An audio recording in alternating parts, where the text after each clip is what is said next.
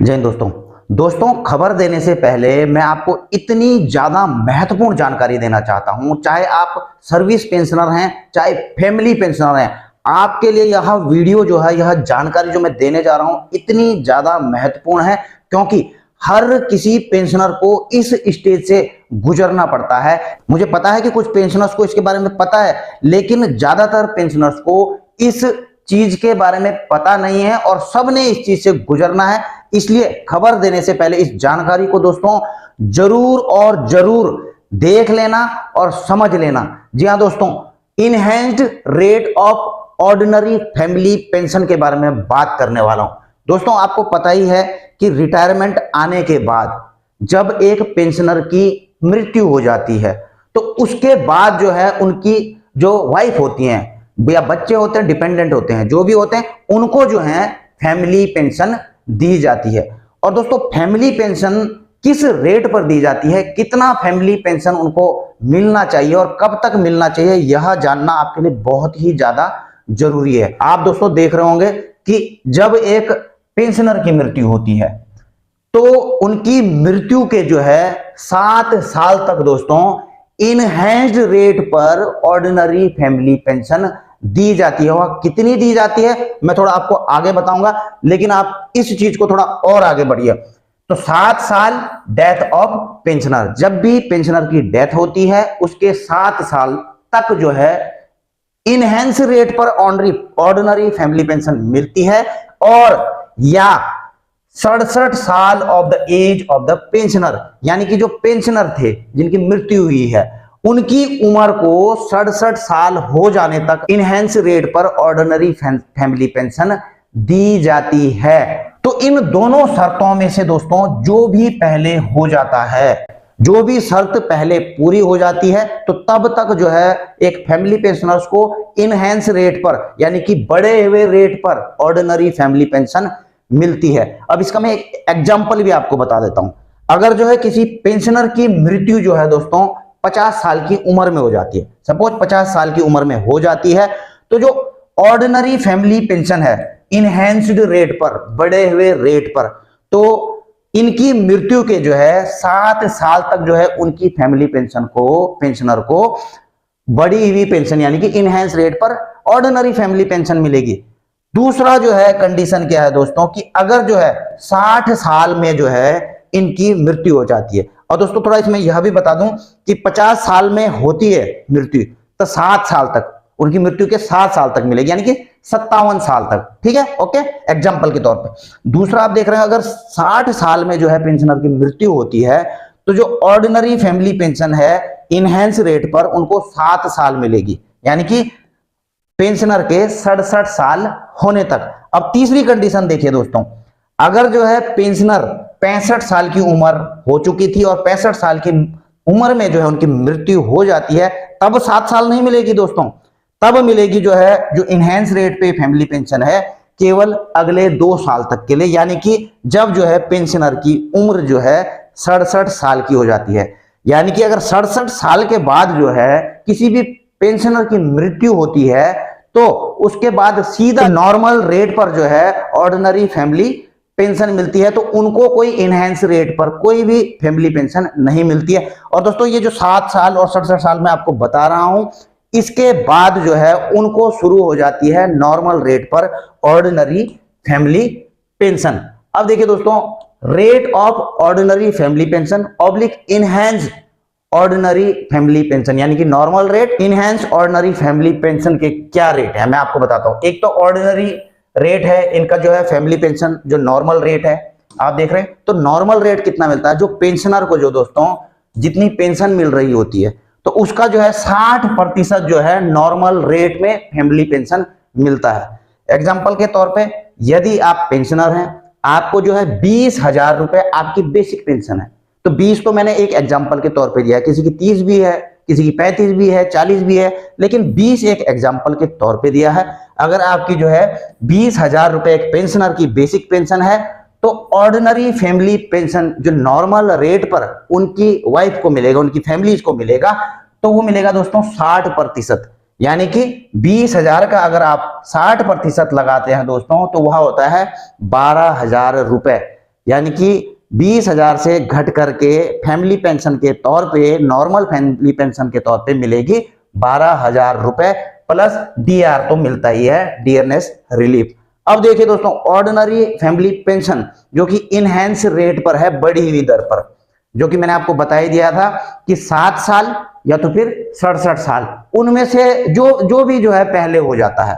तो यहां पर जो इनहेंस रेट पर है, आप देख रहे हो, वो मिलता है दोस्तों पेंशन का आपको 100%, यानी कि पेंशनर को 20,000 रुपए पेंशन मिल रही थी, तो इनहेंस रेट पर जो है उनकी फैमिली को जो पेंशन मिलेगी वो 100% मिलेगी, यानी कि 20,000 रुपए उनको जो है इनहेंस रेट पर ऑर्डिनरी फैमिली पेंशन मिलेगी। लेकिन दोस्तों कब तक मिलेगी मैंने आपको क्लियर कर चुका हूं, या तो जो है 7 इयर्स आफ्टर डेथ, जब पेंशनर की मृत्यु होती है तो उसके 7 साल बाद तक, या फिर 67 years of age of pensioner, यानी कि पेंशनर के 67 साल होने पर। तो इन दोनों में से, इन दोनों शर्तों में से जो भी पहले हो जाता है तो तब तक जो है इनहेंस रेट पर फैमिली पेंशन दी जाएगी, और उसके बाद जब ये पीरियड खत्म हो जाता है तो वो जो है उनको जो है नॉर्मल रेट पर ऑर्डिनरी फैमिली पेंशन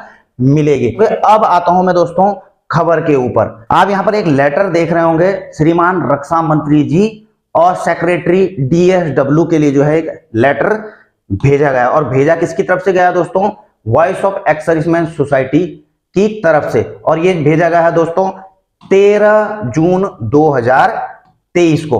अब इसमें लिखा क्या गया दोस्तों? इसमें लिखा गया है एजुकेशन ग्रांट में साधारण फैमिली पेंशन वालों वीर नारियों को वरीयता दी जाए, और इनहेंस रेट फैमिली पेंशन के लिए पूर्व सैनिकों की मृत्यु के पश्चात 7 साल तक देने की शर्त को समाप्त करके केवल 67 साल की उम्र तक शर्त को रखा जाए। तो यहां पर जो है voice of ex serviceman society ने जो है रक्षा मंत्री जी और डीएसडब्ल्यू को इसके रिगार्डिंग जो है यह लेटर भेजा है।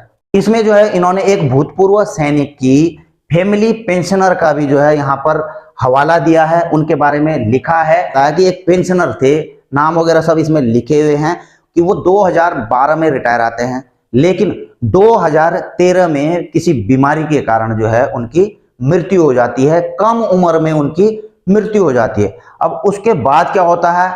2013 के बाद, जैसे कि आपको मैंने बताया कि 7 साल तक जो है, जो डेट ऑफ डेथ से जो है इनहेंस रेट पर फैमिली पेंशन मिलती है ऑर्डिनरी वाली। तो उसी प्रकार से इनको भी जो है 2020 तक तो जो है इनहेंस रेट पर फैमिली पेंशन मिली, तब तक तो इनका परिवार ठीक चल रहा था।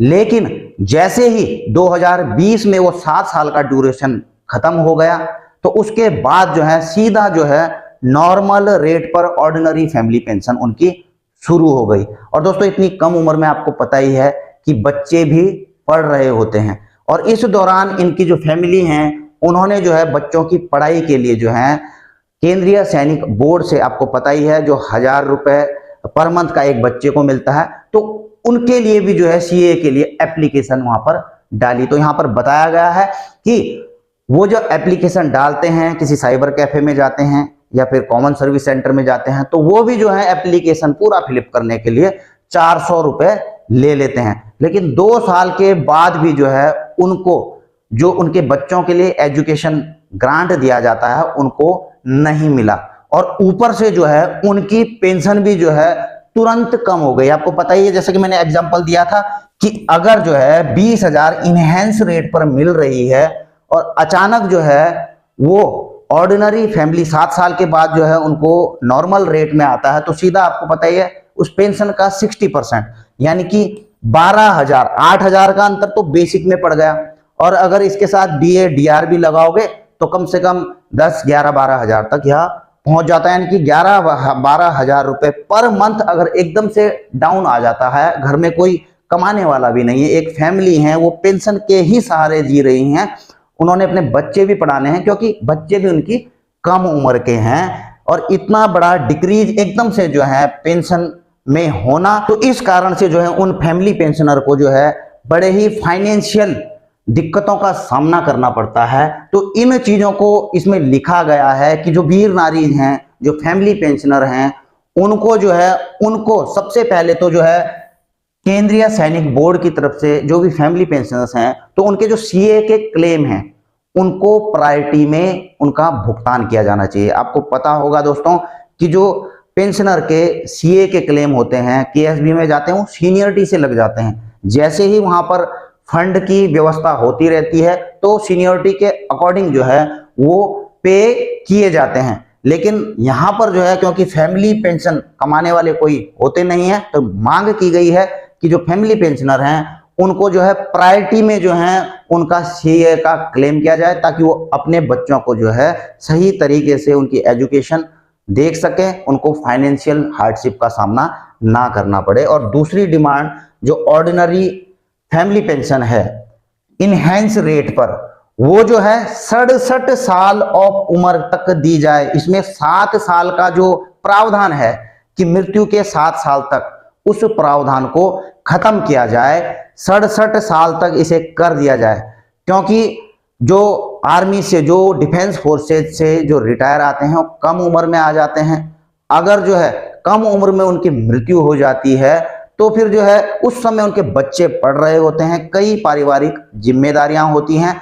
जबकि जो यह 67 साल वाला नियम बनाया गया है, यह बनाया गया है दोस्तों जो केंद्रीय कर्मचारी हैं, सिविल कर्मचारी हैं, क्योंकि वो 60 साल की उम्र में जो है रिटायरमेंट आते हैं, तब तक ऑलमोस्ट जो है उनकी जिम्मेदारियां निपट चुकी होती हैं। वो बच्चों को पढ़ाने के बाद जो है उनकी शादी तक भी तब तक कर देते हैं, तो ऑलमोस्ट उनकी जिम्मेदारियों से वो निर्वाहित हो जाते हैं 65-67 साल की उम्र तक। लेकिन जो डिफेंस पेंशनर्स होते हैं वो जो हैं 40-45 साल तक जो है रिटायरमेंट आ जाते हैं। इस दौरान अगर उनको कुछ हो जाता है तो उनकी फैमिली में फिर कमाने वाला कोई होता नहीं है। उनको अगर नॉर्मल रेट का फैमिली पेंशन दिया जाएगा, 7 साल वाला क्लाउज रखा जाएगा, तो फैमिली पेंशन को बहुत ही ज्यादा दिक्कत हो जाएगी।